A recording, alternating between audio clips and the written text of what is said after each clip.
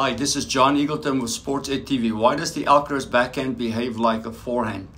Look at the angle of the racket is straight and the left wrist is creating some tension and the right wrist is also pointing upwards, and this is going to allow him to get a lot of action on the ball. That tension will also give him racket head speed, and because of the height of the racket he can play any strike zone right here. Now look at his head is lined up perfectly.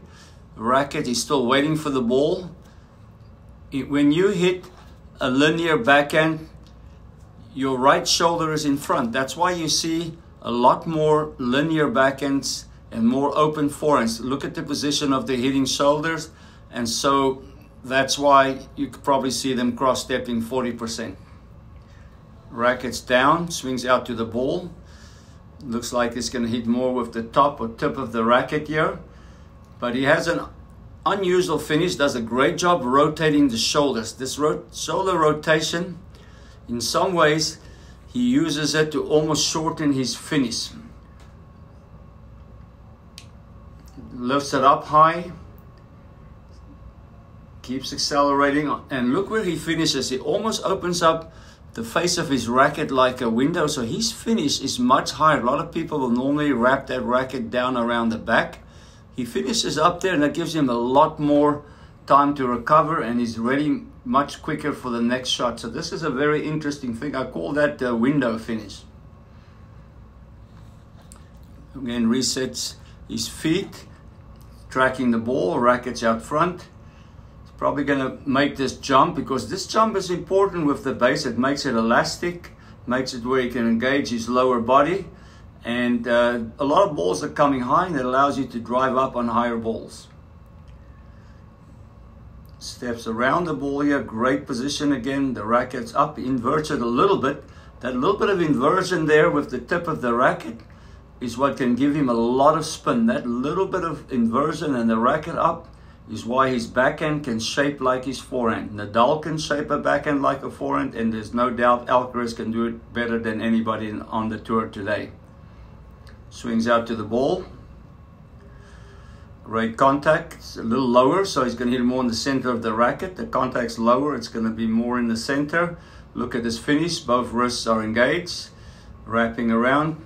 But you're probably going to see that window finish, and this gives him time to be ready a lot quicker for the next ball. The game is extremely fast. Yeah? Sets up, and now he's going to transition. Another one to hit a backhand. Just look at the fluidity of this backhand. And now he gets down low. The ball is lower. Look at his left knee. Look at that 45-degree on the right foot. And he's going to swing out and really attack this ball.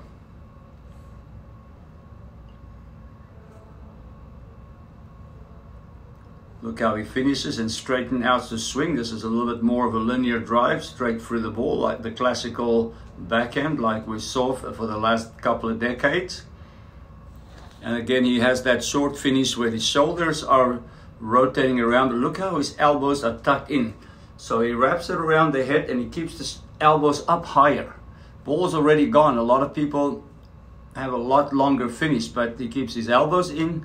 He's got that open face finish again, and he's going to be ready quickly now for the next shot. And this is one of the reasons he transitions to his forehand extremely well.